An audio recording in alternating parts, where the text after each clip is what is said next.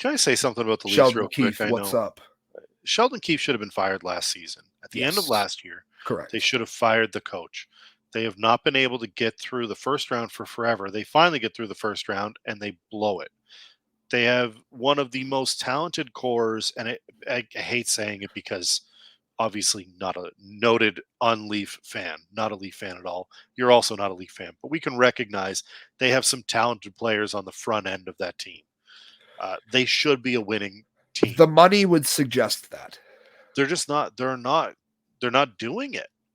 They're not doing it, and that has to change. And the only thing I can think of, if you're not going to acquire the players you need, is to move on from the coach. He's not getting it done. He talked after the media. They're like, "Oh, you lost, 5 of your last 6. Is this a trend?" He's like, "Well, last week we won.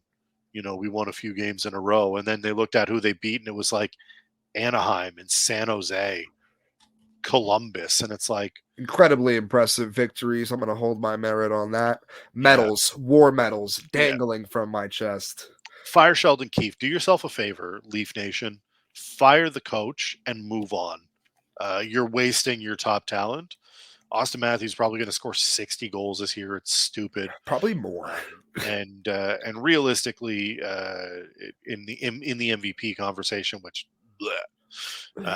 but yeah, waste. Sheldon Maple Leafs. Keefe, the Brandon Staley of the NHL. Mm-hmm. You should have been fired last season, and somehow you sticking around way longer than we all thought. But it's coming. Still there. We all know it's coming. There's be one random Monday morning we wake up and he's gone, jobless.